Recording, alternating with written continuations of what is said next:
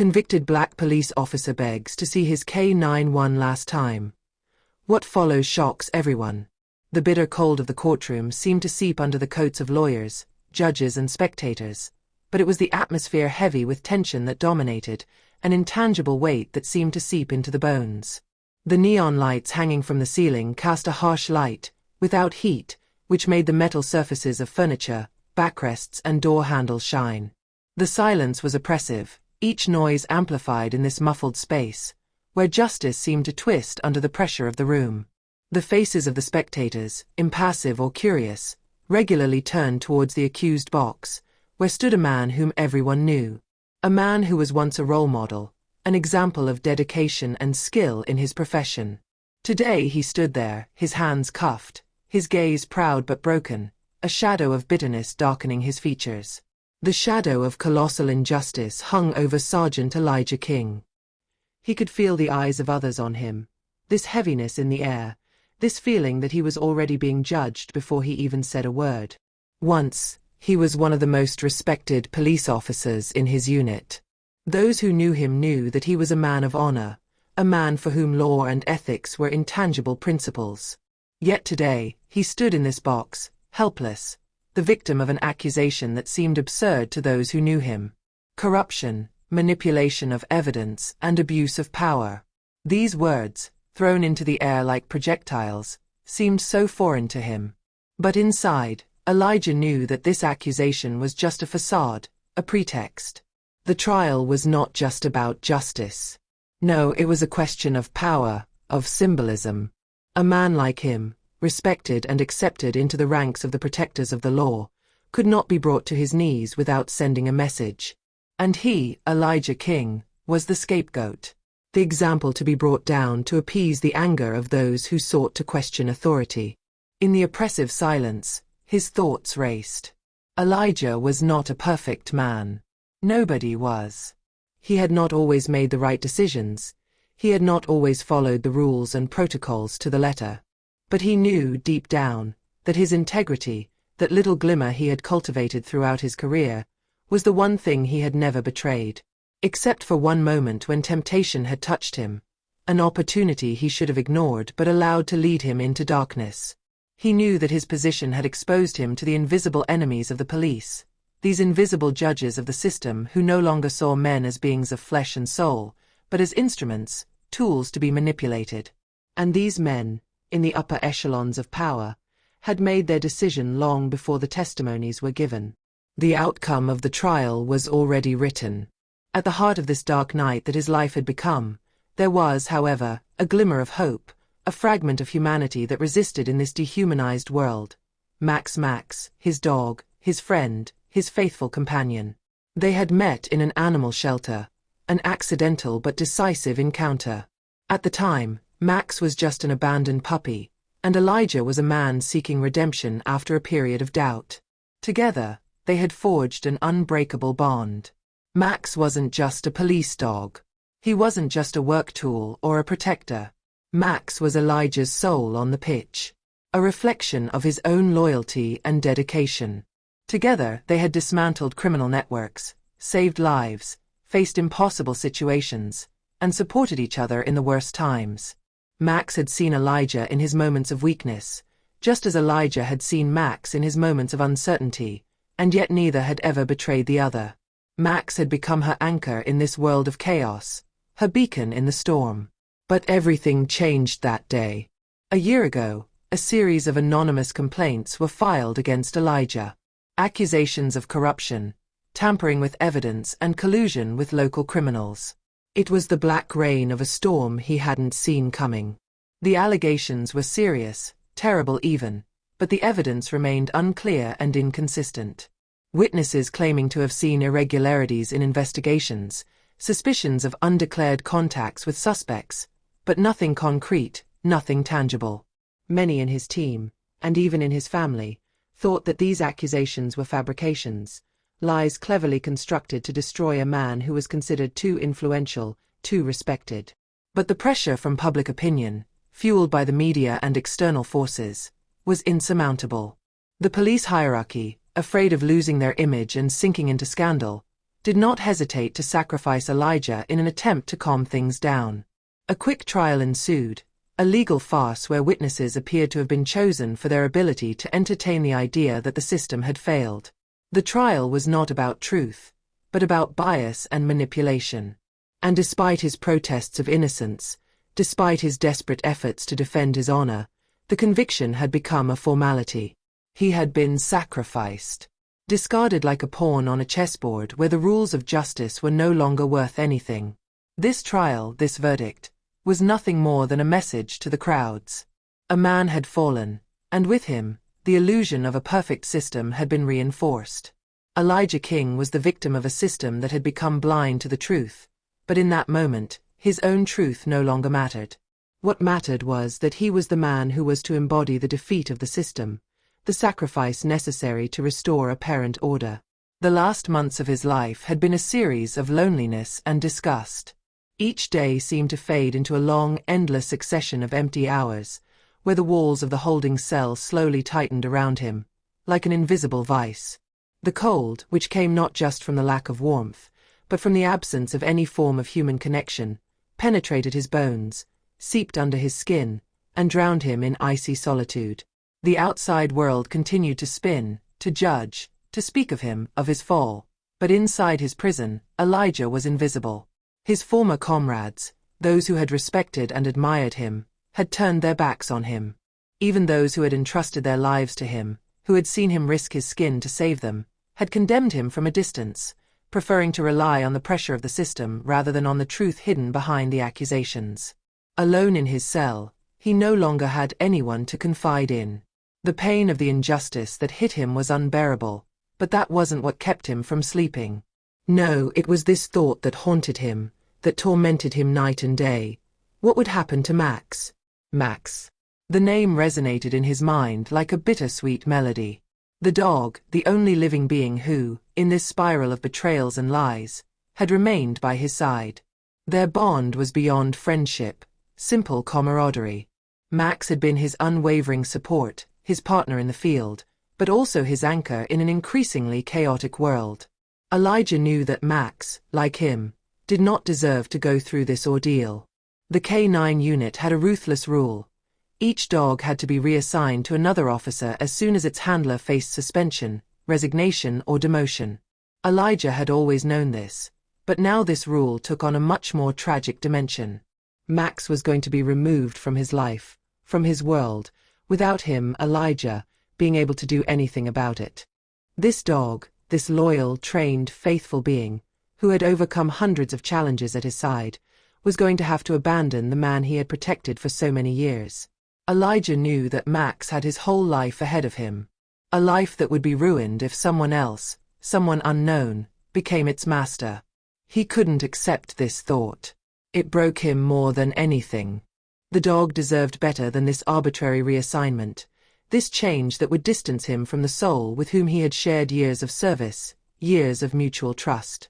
But in the emptiness of his cell, where he no longer had any power, Elijah felt powerless.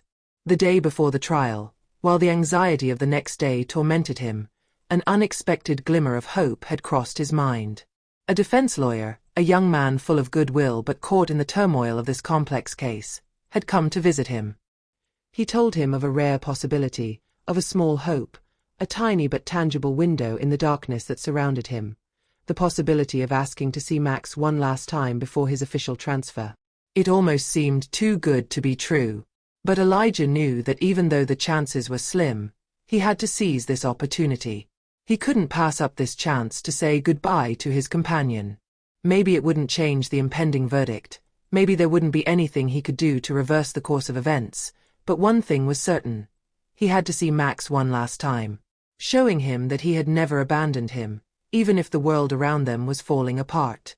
Even though his life was disintegrating, he couldn't accept that Max was left in the shadow of betrayal, in oblivion.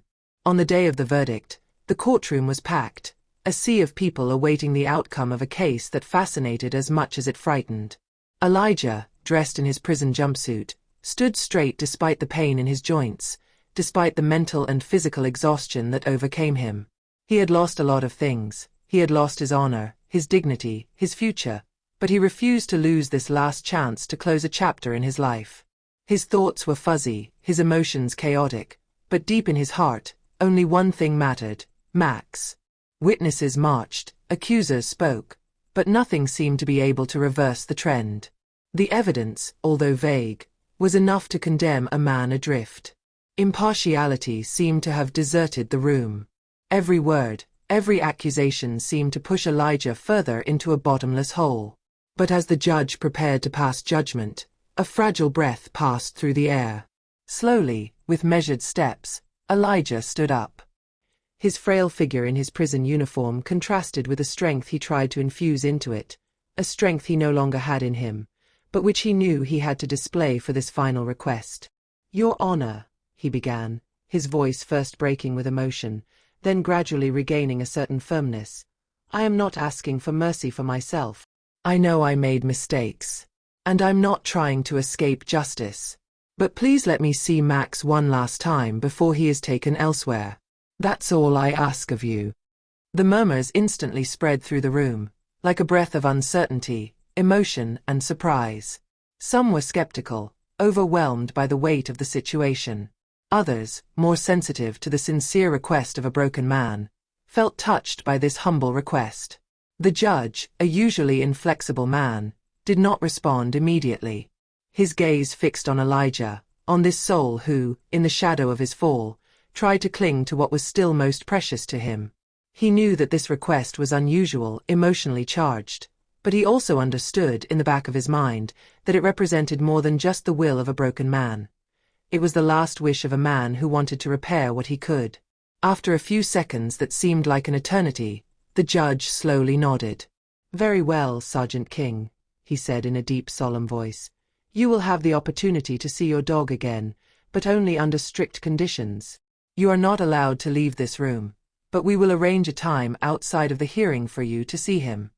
The courtroom doors opened with a metallic creak that sounded like a warning.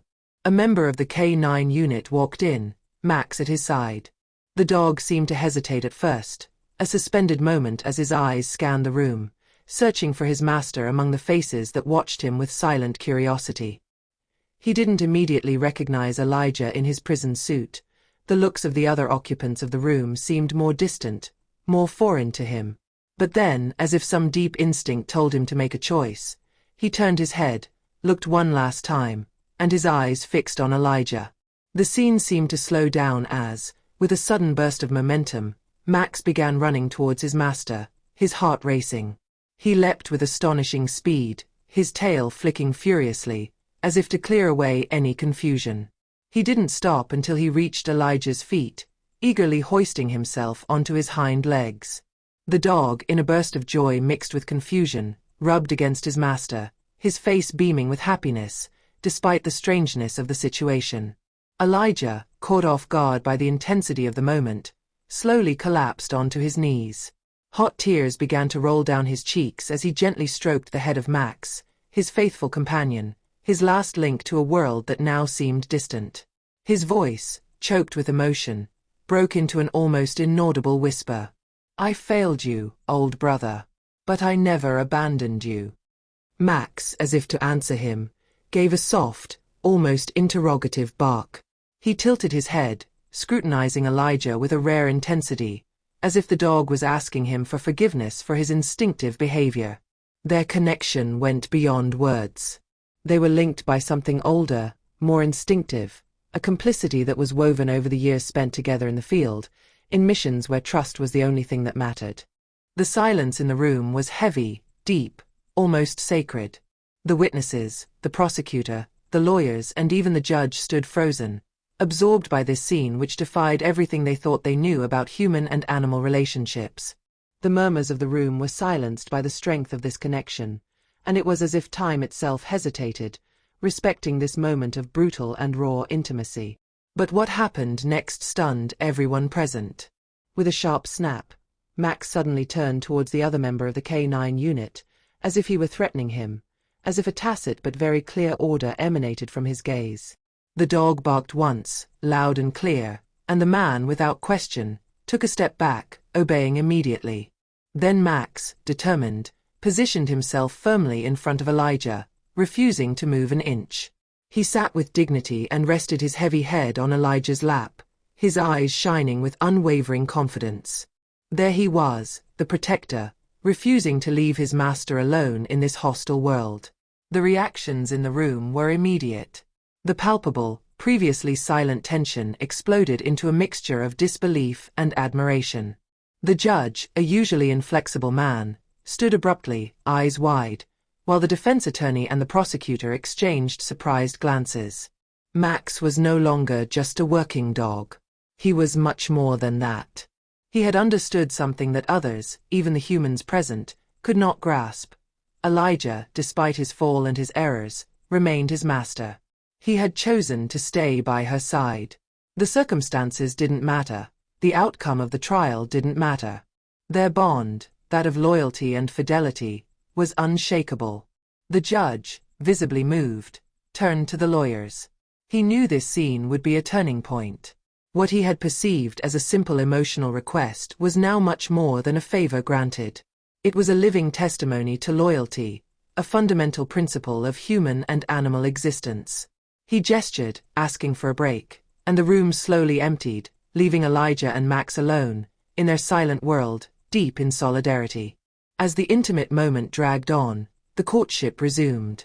Elijah, in tears, stood there with his hands on Max's fur, clutching the dog as if he feared losing him at any moment. Then, after what seemed like an eternity, the judge delivered his decision. The sentence is revised. He stopped for a moment, taking on a more serious expression. A further investigation will be carried out into the evidence which led to the suspension of the accused. Murmurs ran through the room, but no one spoke of the final decision. Everyone was fixed on this scene where Max, the dog, with his silent loyalty, had turned the tables. The man had lost a lot, but he still had his companion. And this companion was more than his dog. He was the embodiment of faithfulness and redemption. Max remained at Elijah's side, like a silent bulwark in a world of chaos. He was no longer just a police dog. He was the embodiment of pure and unalterable love, in a world where even the noblest human values seemed to weaken.